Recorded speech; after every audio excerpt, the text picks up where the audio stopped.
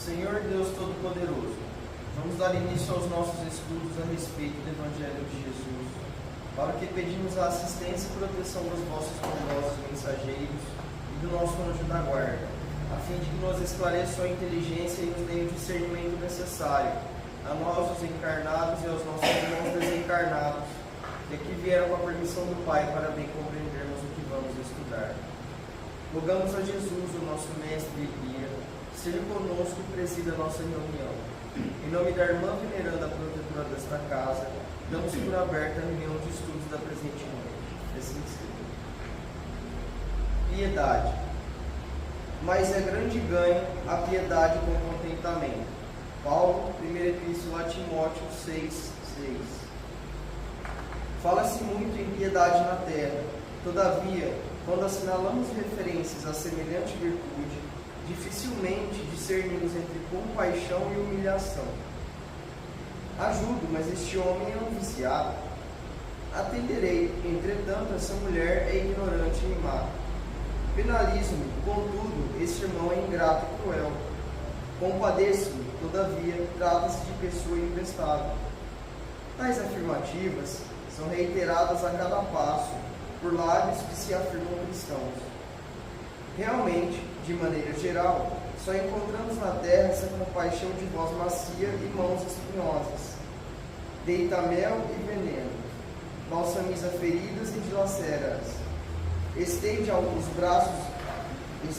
braços e cobra dívidas de reconhecimento. Socorre e espanca, ampara e desestimula. Oferece boas palavras e lança réplitos hostis.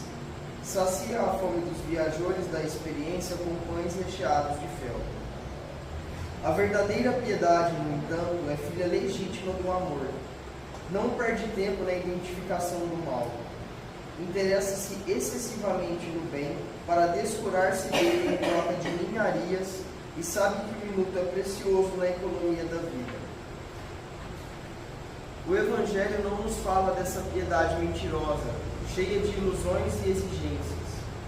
Quem revela energia suficiente para abraçar a vida cristã encontra recursos de auxiliar alegremente. Não se prende às teias da crítica destrutiva e sabe semear o bem, fortificar-lhe os germes, cultivar-lhe os rebentos e esperar-lhe a frutificação. Diz-nos Paulo que a piedade com contentamento é grande ganho para a alma. E em verdade, não sabemos de outra que nos possa trazer prosperidade ao coração.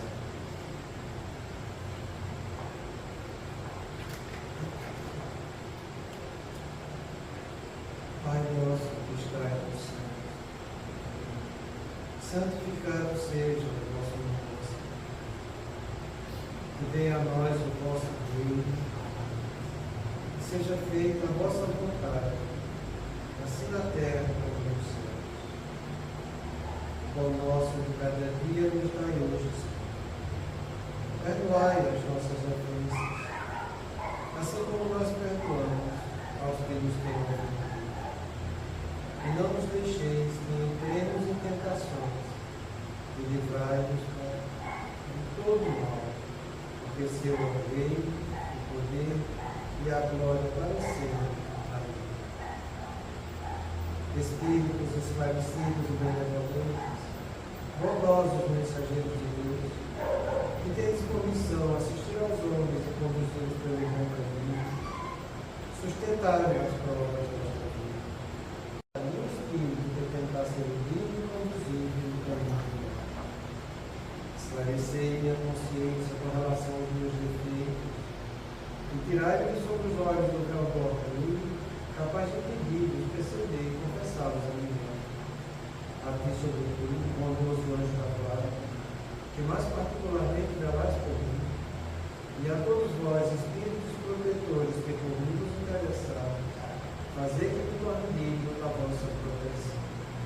Conheceis as minhas necessidades, para serem atendidas segundo a vontade de Deus. Que a paz que irradia do coração de Jesus e que abrange toda a terra, possa ser assimilada por todos os corações aqui presentes, tanto encarnados quanto desencarnados, para que me possa dessa paz possamos compreender as leis que regem o mundo espiritual e ter a sabedoria de aplicá-las em nossa vida. Em nome do nosso Mestre amado Jesus, da irmã veneranda, do equipe espiritual que nos assiste, bem como dos nossos anjos da paz, solicitamos que a aula aqui exposta seja purificada em nosso benefício. Que assim seja, Senhor. Damos graças a Deus.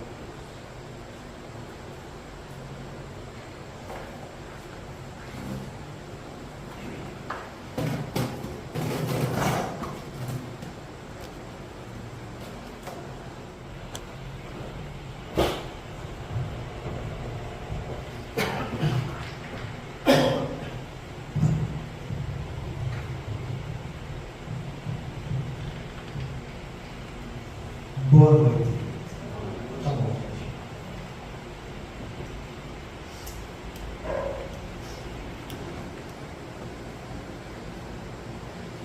Então, a semana passada,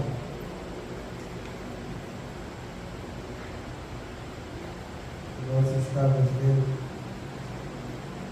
esse seguinte tema aqui. Eu vou passar porque tem tempo de humilhação. Constituindo-se um recinto de maus humores e de disputas, atrai os espíritos vulgares e perniciosos, que se comprazem em acirrar os ânimos e intoxicar os sentimentos expostos, dando lugar à instalação de processos obsessivos compreensivos. É isso que os espíritos inferiores querem, estimulando as disputas, que uns vão contra os outros, porque assim terão mais espaço para influenciar e auxiliar. Então, ele gera um público que é contente de nós, sabe? Ele alerta muito aqui para essa capacidade de disputa, que é o que aconteceu nessa casa. Ele ficaram 3 dos mediúnicos disputando, cada um querendo dizer que o seu era melhor, que trazia mais benefício. Uns que se baseavam no segundo livro dos médios, outros se baseavam no Espiritismo sem Espírito, e outros que se baseavam na apometria. E gerou essa confusão toda. Então ele faz o seguinte comentário, para que a gente vai estudar um pouco hoje. Muitas vezes são estes espíritos mesmos que inspiram a pouco e pouco os seus membros, visando a destruir o trabalho de unificação existente, que detestam, lentamente aceitos por invigilância ou inépcia dos seus membros, ante os conflitos, ante os contínuos desafios que, em favor da preservação dos valores elevados. Então, isso que ele fala,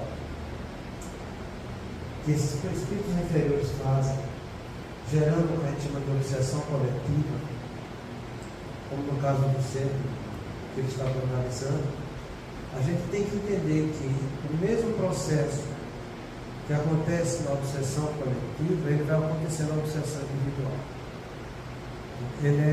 Sendo que na obsessão coletiva é um grupo de pessoas em que eles vão influenciando e levando junto com eles nesses pensamentos que não saem diferentes. É baseado nisso que eu trouxe algumas explicações para a gente fazer a respeito disso aqui. Porque eles sempre agem desse jeito, inspirando. A gente tem que ter um pouco de prudência e saber que os espíritos, eles não criam nada em nós. Eles aproveitam o que a gente tem. Quando você vai ver o livro Ação e Reação de André Luiz, você vê o próprio obsessor explicando para André Luiz como é que eles fazem para levar uma obsessão e que eles conseguem captar o desejo central de cada um de nós. E isso é importante, sabe? Porque, como ele diz aqui, no mundo espiritual nós temos as escolas dos vingadores, em que qualquer espírito ele é treinado para aprender a captar o desejo central de quem ele quer influenciar. E de posse desse desejo central, é só projetar ideias, só projetar encontros que vai estimular aquilo, porque a pessoa já tem a predisposição para realizar aquele desejo. E quando a gente fala em desejo, entende, do ponto de vista de neurociência, você lembra sempre o sistema de recompensa que você tem. E funciona, na cabeça de todos nós funciona assim.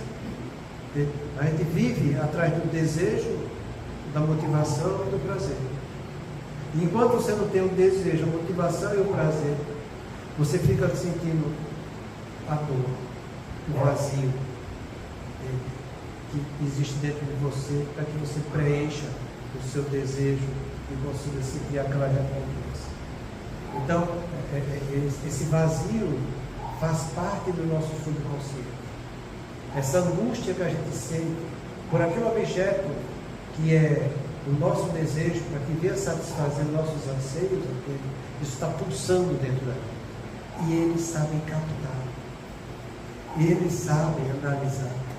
Porque cada um de nós retrata para o mundo espiritual aquilo que a gente pensa. E nós temos pensamentos conscientes e pensamentos inconscientes. Kardec explica isso no livro da Agenda a respeito dos frutos do capítulo 14. Ele mesmo fala, aqui no mundo espiritual, as entidades, os espíritos mexem com os fluidos, ele manipula os fluidos, não com as mãos que o homem tem, mas através do pensamento e da vontade.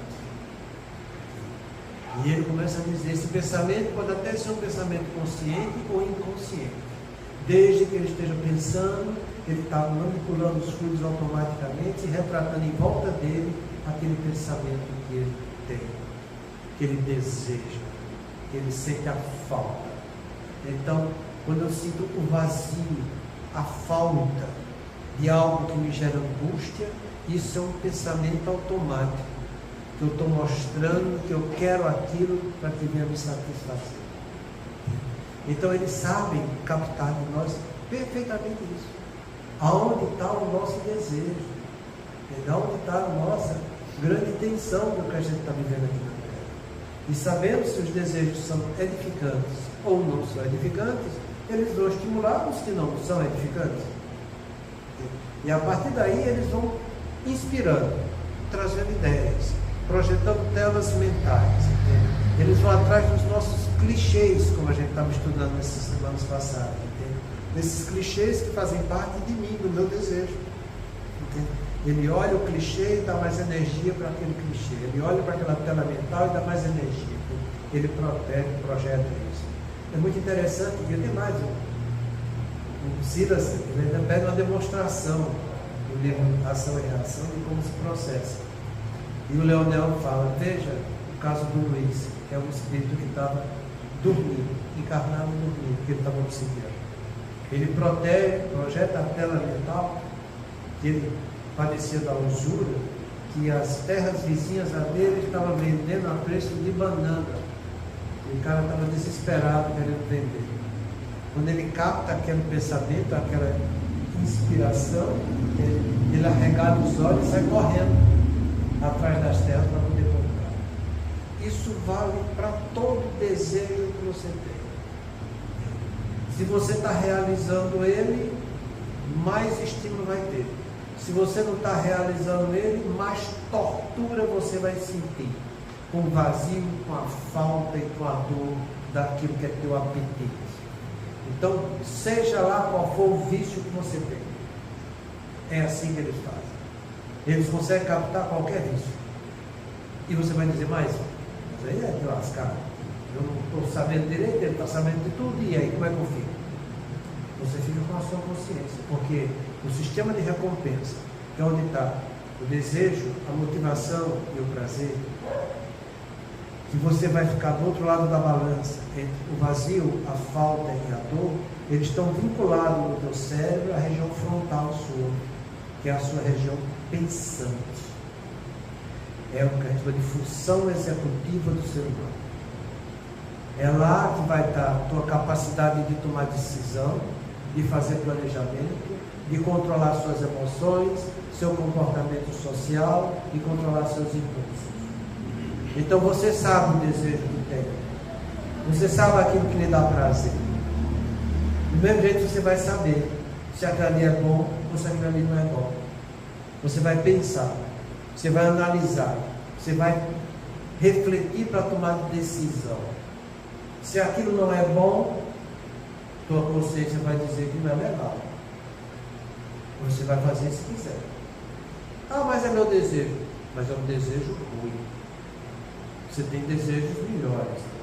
Então você sabe que é ruim e vai querer fazer, você vai viver de licença moral. Isso só vai trazer energia ruim para você. Teu anjo da guarda não vai estar junto contigo. Nem Jesus, nem fluido bom nenhum. Só vai ter fluido que não são bons. Então você tem a capacidade de tomar decisão. De analisar cada pensamento que te chega, de analisar cada desejo que você tem. Entende? De você ver as consequências de cada um deles. E analisando as consequências deles, você vai saber se é bom ou se é ruim. Mas essa consequência que você vai analisar não é na vida presente. Porque na vida presente a consequência é bom. É o desejo do corpo. É o desejo dos sentidos da animalidade que você está vivendo. O problema é você analisar as consequências do que você vai fazer quando chegar no mundo espiritual. É aí que a coisa pega. Então, isso vai ser bom para mim quando chegar no mundo espiritual? Se eu realizar esse desejo? Se eu ficar mentindo? Se eu ficar praticando sexo desregrado? Se eu ficar falando mal dos outros? Entende? Seja lá o que for, fumar, beber, qualquer coisa, qualquer vício. Qualquer vício que você tiver, você pergunta, como é que eu vou estar no mundo espiritual quando chegar? É aí que você vai ter a capacidade de poder analisar as inspirações que você tem. Porque junto de cada um de nós, Kardec descreveu muito bem isso no livro dos Espíritos, a respeito dos protetores. No final do capítulo ele fala, todos nós temos em nós um espírito elevado, superior, que é o anjo da guarda. Temos abaixo deles os espíritos familiares, que também são bons, só inspiram coisas boas para a gente, não são tão elevados quanto o anjo da guarda, mas estão lá te trazendo ideias boas. Temos também os espíritos simpáticos, esses gostam dos apetites que eu gosto aqui na terra, esses gostam dos mesmos vícios que eu tenho aqui, esses vivem comigo dia e noite. Por quê? Porque eles estão dependentes dos meus fluidos para continuar nas ilusões deles do mundo espiritual. Esses, eu convivo com ele diuturnamente. E abaixo dele eu tenho os espíritos inferiores, que muitas vezes querem se vingar de mim, muitas vezes querem me colocar no caminho do mal por inveja, muitas vezes estão me acompanhando por covardia, e esse covardia é uma coisa que mexe, sabe? Mas está lá no livro dos médios. As 4 causas de obsessão do espírito inferior: vingança, inveja, oposição ao bem e covardia. E ele dá mais um exemplo depois de covardia. Isso é que eu acho interessante. Ele fala que Kardec foi evocar uma pessoa simplória que estava padecendo de obsessão. Ele achou aquilo muito esquisito e queria estudar a coisa. Por que é que uma pessoa tão simplória está passando por aqui? E ele evoca o obsessor. Pergunta para o São Luís: posso evocar? Pode. Vai ser bom, vai ser bom. Então traz um homem aqui. Trouxe. Por que você evoca? Por que você quer influenciar ele? Por que você tem contra ele? Não tem absolutamente nada. Mas por que você quer fazer o mal para ele? Não. Eu simplesmente procurava alguém que não tivesse energia para resistir aos meus desejos e meus pensamentos. Eu encontrei um que é banal. Tudo que eu penso, eu quero colocar na cabeça dele, eu coloco. Isso me dá prazer, porque ele é covarde. Isso é grau de obsessão. São as 4 coisas. Mas entenda que é assim que eles nos inspiram, e inspiram todos que estão em volta com a gente também. É assim que a coisa funciona. O problema nosso é só um. Está passando. É ter a capacidade de entender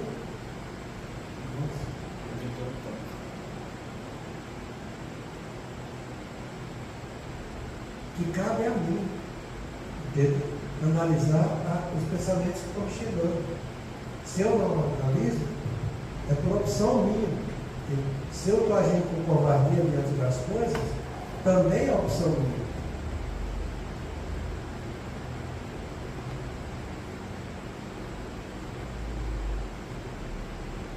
Então isso acontece tanto na obsessão individual quanto na obsessão coletiva.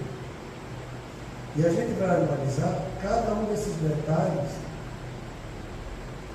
que ele nos chama a atenção.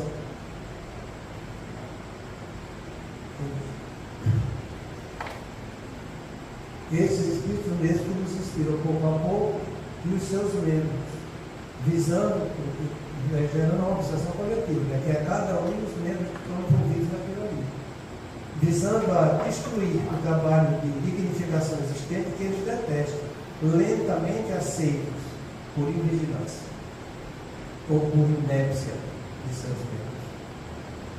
Invigilância. Vigiar e orar para não entrar em tentação. Porque na verdade o espírito está pronto, mas a carne é fraca. Essa frase de Jesus foi que gerou o motivo de estudo da gente aqui na quarta-feira, que são as influências espirituais sutis e a obsessão dos santos. Então, sobre essa palavra invigilância, está aqui a definição dela: desmazelo, descuido ou negligência de quem está encarregado de vigiar. Eu preciso vigiar as inspirações que eu tenho. Se eu não pratico essa vigilância, se eu entro no descuido ou na negligência, dançou. E às vezes a gente não dá o devido valor para esse descuido. Às vezes a gente não dá o devido valor para essa negligência. Sabe? Essa palavra descuido está ganhando cada vez mais campo na medicina, principalmente na medicina psiquiátrica, e que hoje é classificado como suicídio indireto todo descuido que você tem em relação a você e aos outros. Agiu com descuido, complicou. Isso do ponto de vista médico é suicídio indireto. Devia tomar um remédio, não tomou, é suicídio indireto. Devia fazer consulta no médico, não fez, é suicídio indireto. Devia não dirigir na velocidade certa, não dirigiu, é suicídio indireto. Não devia tomar bebida alcoólica, porque álcool não serve para nada de bom para o corpo. Não devia tomar álcool, é suicídio indireto. Então, a medicina está andando desse jeito. E não é diferente do que a gente vê na doutrina espírita. Não é diferente. Essa palavra descuido tem um peso muito grande. Eu trouxe algumas perguntas e respostas no livro dos Espíritos a respeito desse descuido, para a gente ver se está realmente praticando esse cuidado ou se não está. Porque se tem uma coisa relaxada no espírito é isso aí, sabe? Ele não dá o devido valor para nós. E não dá. E isso é grave. Porque olha só essa pergunta que Kardec faz aqui. Será por não poder lutar contra os espíritos maléficos que um espírito protetor deixa que sendo protegido se transmite a vida? Rapaz, tem uma coisa que eu escuto, mas escuto, não é só na casa espírita, é em todo canto. Somente no consultório eu escuto demais. Meu anjo da guarda está dormindo. Meu anjo da guarda não está cuidando de mim. Ele acha que o anjo da guarda está falhando sempre com ele. Se está passando por uma obsessão, já meu anjo da guarda não. Como se o anjo da guarda fosse ele para trabalhar para você, sabe? Você é perfeito, não precisa fazer nada, mas se o anjo da guarda vai vir, vai fazer tudo com você. Olha a culpabilidade. Então o Kardec faz essa pergunta aqui para ele. Será que ele não pode lutar contra os espíritos inferiores? O que é que acontece? Porque ele vê o tempo todo as pessoas sofrendo isso. E olha que tamanho de resposta que ele recebe. Não é porque não possa, mas porque não quer. E não quer porque das provas sai o seu protegido, mas instruído e perfeito. Assiste-o sempre com seus conselhos, dando-nos por meio de bons pensamentos que lhe inspiram, porém que quase nunca são atendidos. A fraqueza, o descuido ou o orgulho do homem são exclusivamente o que empresta força aos maus espíritos, cujo poder todo advém do fato de eles não opor-lhes resistência. O problema não é o anjo da guarda, o problema somos nós. Ele só vai vir me colocar no caminho errado porque eu tenho o erro junto comigo. Ele não vai criar nada em mim, ele aproveita o que eu tenho.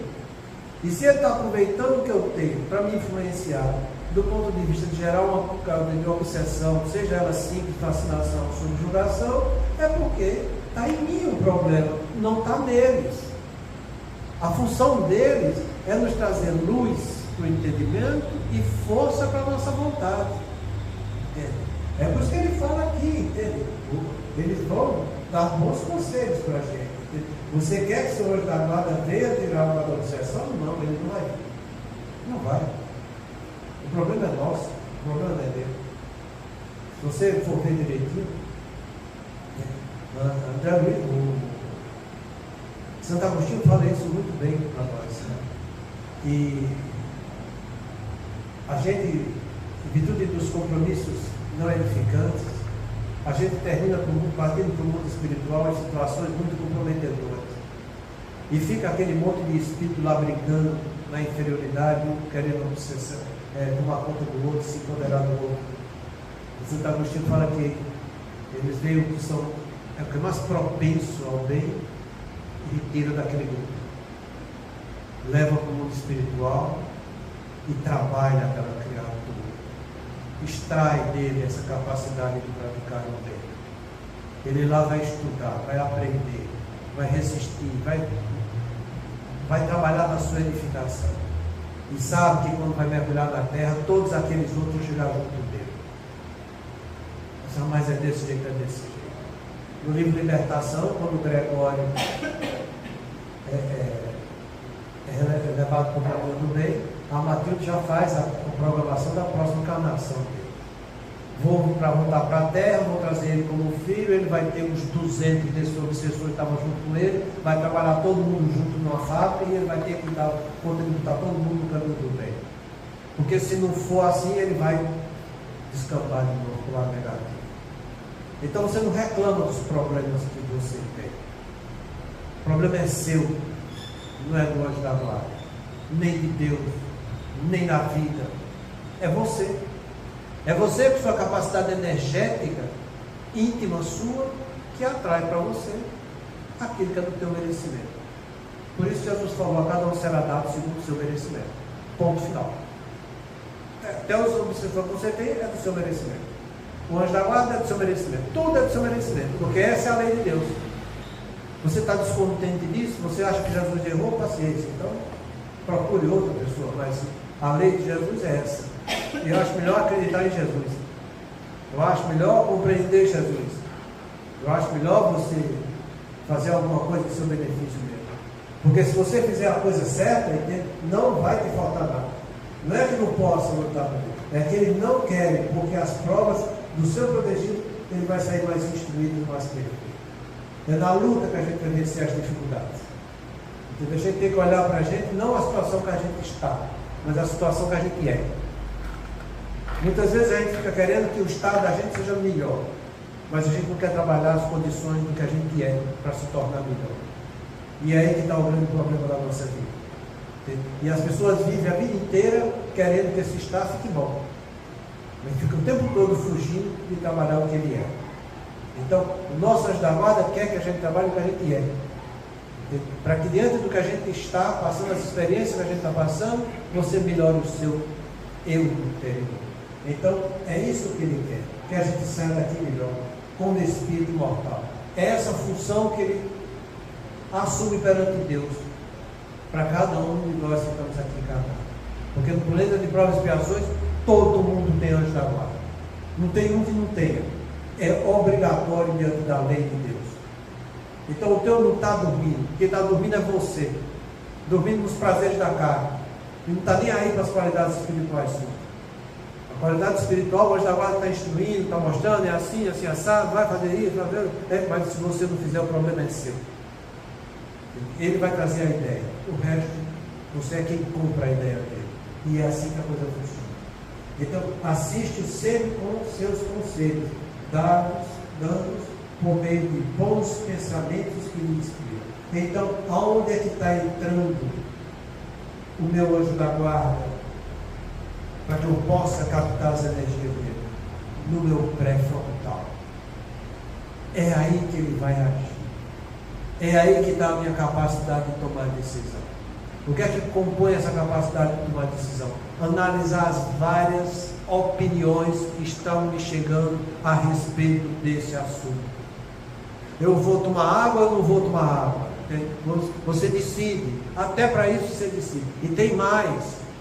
Isso é documentação científica. Não pensa que eu falei isso desde que é brincadeira. Não. Teu sistema de recompensa está atuando nesse jeito.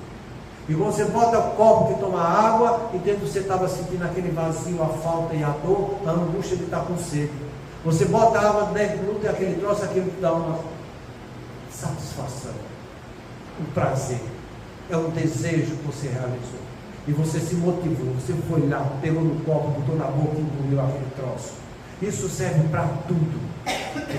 Tomar um copo d'água, tomar uma cerveja, seja lá o que for que você queira fazer, você idealizar para executar, tal. É por isso uma função executiva do ser humano.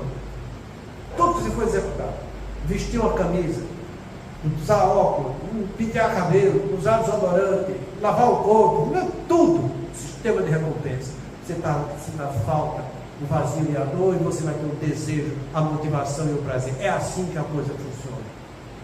Então, ele vai trazer pensamentos inspirativos que vai cair no meu pré-frontal. Quando eu estou analisando a coisa, que decisão eu vou tomar disso aqui? Eu vou xingar fulano ou eu não vou xingar fulano? Eu vou pisar na goela dele ou não vou pisar? O que é que vai acontecer comigo no mundo espiritual quando eu for pisar na goela do outro? Qual é a correspondência que isso vai ter? Meu anjo da guarda vai estar junto comigo dizendo, vai, pisa mesmo, pisa na goela do peão. Não, não vai. Não vai. E aí? E aí, é desse jeito. Jesus resumiu isso numa frase, uma frase: quem é fiel no pouco é fiel no muito. Quem é injusto no pouco é injusto no muito. Quer comer, bandido? Come. Vai ficar gordo, problema teu. Obesidade grau 1 antecipa a tua morte em 1 ano. Obesidade grau 2 antecipa a tua morte em 3 anos. Obesidade grau 3 antecipa a tua morte em 10 anos. Quer comer? Coma. Você escolhe, vai. Vai trazer benefício? Não vai. Entende? Então, se a obesidade faz isso, e sedentarismo? Mata 2 vezes mais do que a obesidade. Deu a peste. Se você é obeso e sedentário, dançou. Porque aí é que vai morrer cedo mesmo, tá entendendo? Então, são coisas simples. Quem é fiel no pouco é fiel no muito, gente. Quem é injusto no pouco é injusto no muito. É assim que a coisa funciona.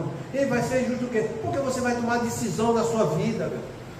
É você que é construtor de você mesmo. Não são os espíritos, nem é teu anjo da guarda que está te construindo. Ele vai trazer só uma ideia. É no teu pré-frontal. Se você não pensa, é problema seu. Se você quer se entregar automaticamente para o desejo, é uma escolha sua. Uma escolha de ser uma pessoa irracional, inconsequente, que não sabe o que é que está exercitando na sua vida. Mas você vai ter que pagar o preço por isso, porque vai ser com sofrimento e com dor que você vai sair mais instruído, mais perfeito.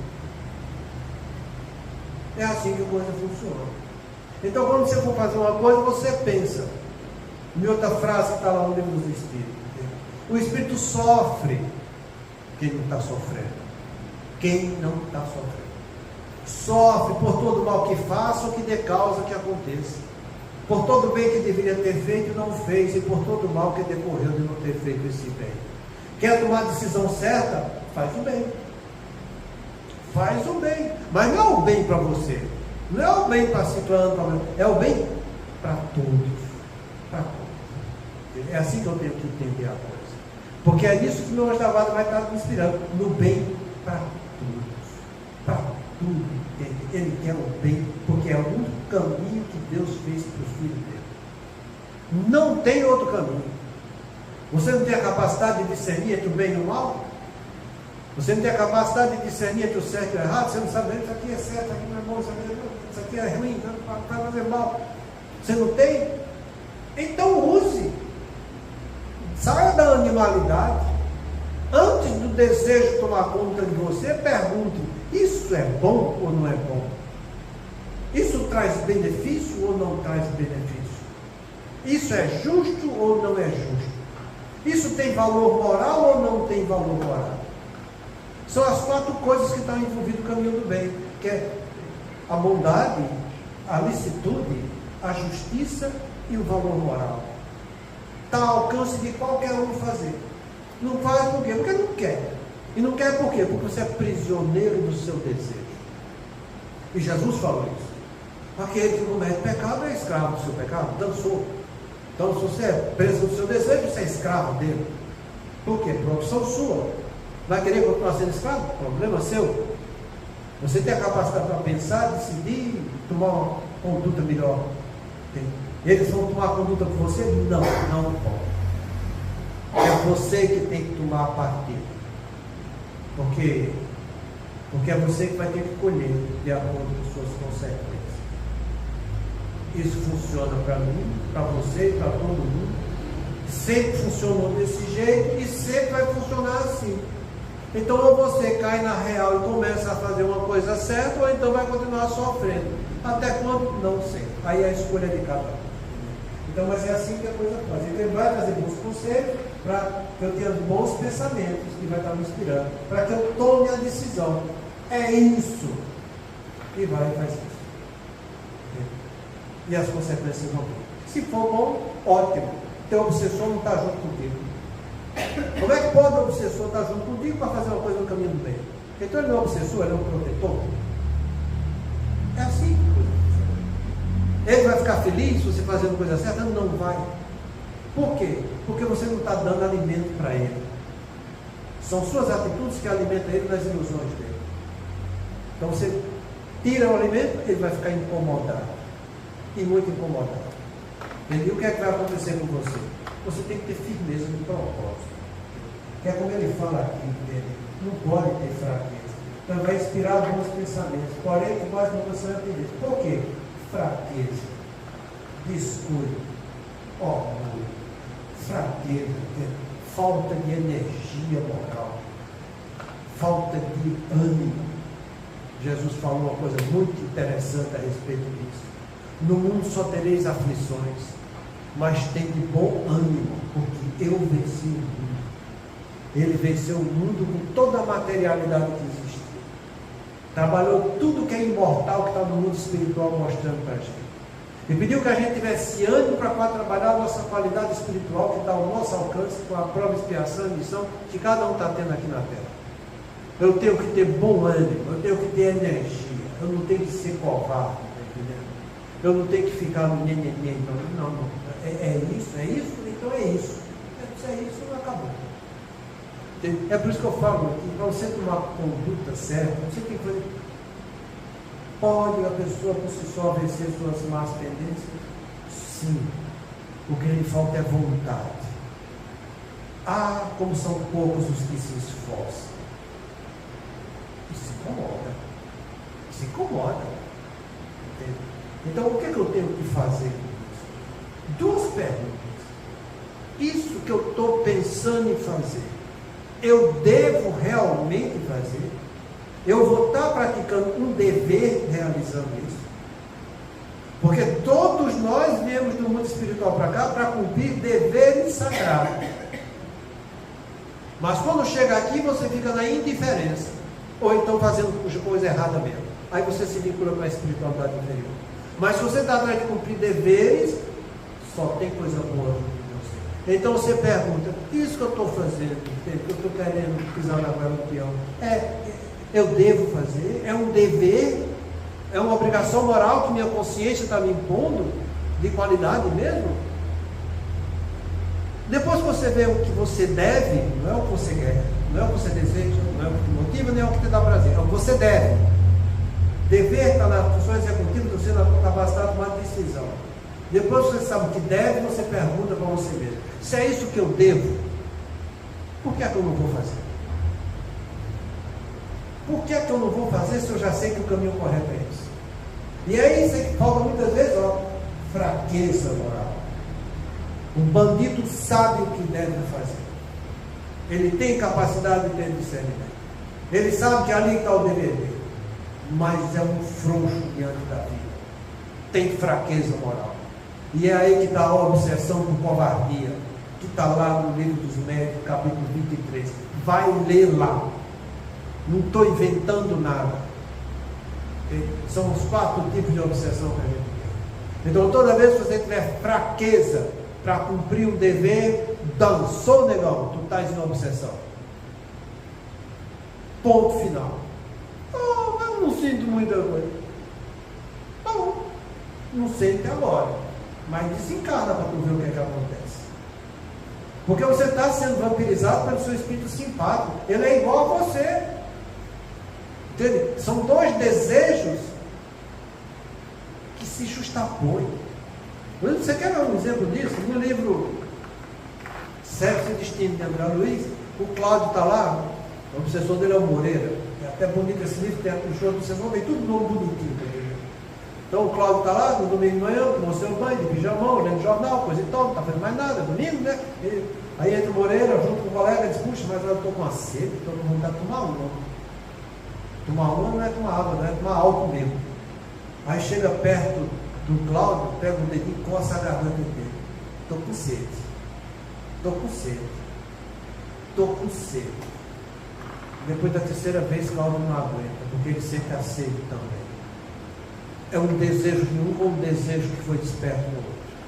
Aí Cláudio vai lá, bota o uísque, bom, sei lá, quantos anos, não sei o que, dá uma talagada.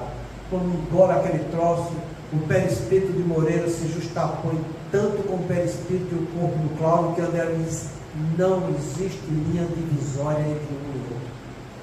Os centros de força se coaptam um com os outros, e aquele álcool que está descendo, com aqueles vapores que estão sendo exalados por eles, são todos absorvidos pelo Moreira. E o Moreira fica muito satisfeito com aquela ilusão de ter poder no manual. Aí depois que termina, que ele se afasta, aí chega o colega do Moreira e diz, mas eu também quero. Poxa, é só você que vai beber? Não. Aí chega lá no pescoço dele, eu estou com sede. Eu estou com sede. Pode, já tomou uma aqui, pode, passou um boiado, aí vai lá e toma outro. E a mesma coisa acontece. Ele sentiu que o espírito era ruim? Ele sentiu as ruindades do espírito dele? Não! São simpáticos, têm os mesmos desejos, as mesmas motivações, os mesmos prazeres. O que faltava para o Cláudio era usar a função executiva do cérebro dele. Esse desejo que eu estou tendo é um dever que eu tenho para com o meu corpo fazer isso com ele? Eu vou estar trazendo benefício para o meu corpo fazendo isso? Aonde que está escrito na ciência humana que isso traz benefício para a pessoa? Em canto nenhum. Então, se é isso que eu não devo, então eu não bebo. E Moreira ficasse do outro lado. Entende? Mas não, ele estava alimentando e sendo alimentado das mesmas ilusões, dos mesmos desejos uns com os outros. Então você não sente a influência e as alterações negativas que os espíritos simpáticos que te envolvem estão junto contigo. Ele é tão ruim, tão bom quanto você, são do mesmo quilate, está entendendo? É aquilo ali mesmo. Então, o que é que você vai acontecer? O que vai acontecer quando você desencarnar? Que você vai estar na mesma situação dele. Ah, eu quero, estou com sede, vou atrás de alguém para continuar me iludindo, porque eu gosto do álcool, sou dependente do álcool. Então, serve para tudo.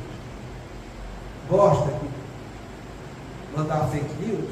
É a mesma coisa. Gosta de brincadeirinhas? Porque toda brincadeira tem um fundo de verdade. Então, são espíritos levianos iguais a você. Quer continuar sendo leviano? É uma opção sua. Uma coisa é certa. Aquele que pratica o mal, que está sendo iludido no caminho do mal, ele vai querer cada vez mais que aquela ilusão continue.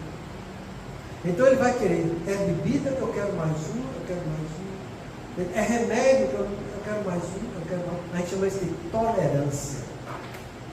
Tolerância. Você satisfazia com uma dose, agora você não se satisfaz mais com aquela dose. Tem que ser 2 doses, 3 doses. Isso está no sistema de recompensa. É a liberação de dopamina, sabe? Ela é dependente de 2 coisas, sabe? Aquilo que te dá prazer, vai te dar mais prazer quando ele acontece quando você menos espera. Então você está ali, então aquela. A pessoa chega com vontade de comer, tem aquela comida que ele gosta, que o outro prepara, que ele nem sabia que ia ter. Nossa, ali é que nem o Cláudio lá fala a respeito da pamonha. Você vai, come a primeira pamonha, aquilo ali vai mudar a vida. Como a segunda já não traz mais tanto prazer. A terceira também não, quando chegar na comida, a 12ª ele está morto já. Entende? Porque é assim que funciona. Então, o problema não é a pamonha, o problema é você com o sistema de recompensa. Entendeu? É assim que a coisa funciona. Isso vale para tudo, tá entendendo? Tá? Então, você tenha cuidado, porque é aqui que eles trabalham. Então, não tenha fraqueza. Isso faz parte do auto-engano. Chama crença limitadora. Ah, eu nasci assim, eu sou assim, vou continuar assim, entendeu? Assim me largar a Gabriela. Você é fraco mesmo. Você não luta para vencer suas dificuldades. Entendeu? Então, não seja covarde. Vai lá e enfrenta a coisa. Entendeu? Enfrenta com alegria. Porque você vai se tornar melhor mais pra frente. Ou então com descuido, falta de cuidado. Quando você não está se cuidando, o teu anjo da guarda também pode estar junto contigo. Semana que vem, nós tem mais 2 perguntas a respeito de descuido e de negligência. E essa negligência toca muito fundo na época espírita, sabe? Para você ver que depende só de você as coisas. Não depende mais de muita paz aqui.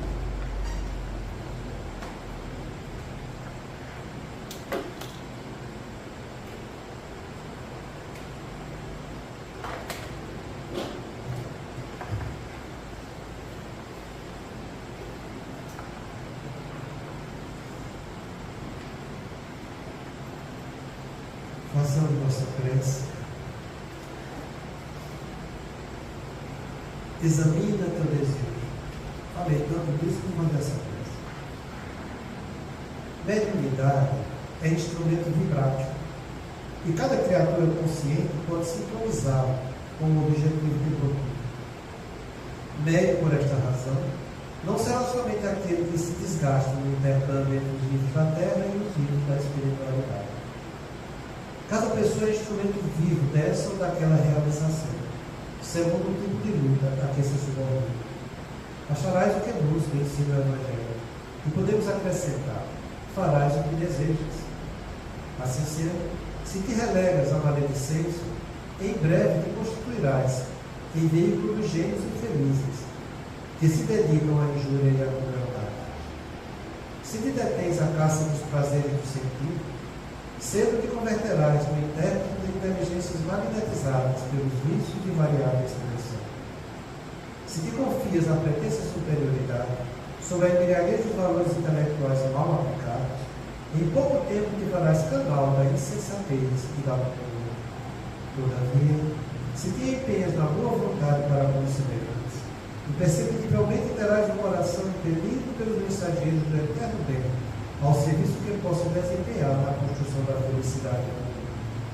Observa o próprio rumo para que não te surjam problemas de companhia. Observa o próprio rumo para que não te surjam problemas de companhia. Desce a animalidade e encontrarás a extensa multidão daqueles que se acompanham com propósitos escuros na retaguarda. Eleva-te no aperfeiçoamento próprio e caminharás de espírito bafejado pelo concurso daqueles pioneiros da evolução que te precederam na jornada de luz, guiando-te as aspirações para as vitórias da alma.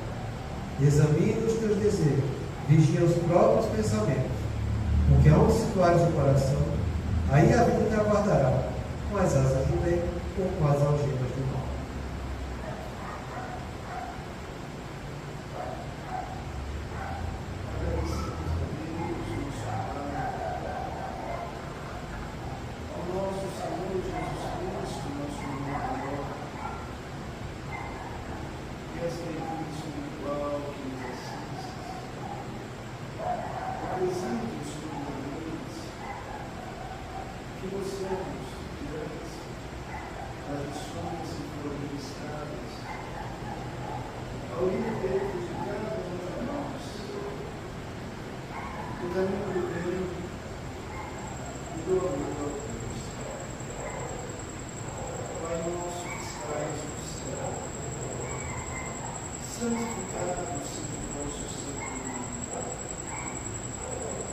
Que venha a nós o teu reino, seja feita a nossa vontade, assim na terra como nos céus.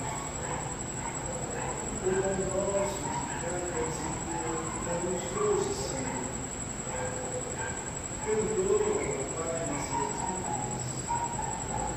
assim como nós perdoamos os nossos inimigos. Não nos deixes entregues às tentações, mas livra-nos do mal e do auxílio. Dê-nos hoje e sempre um amigo bem, nos ajude.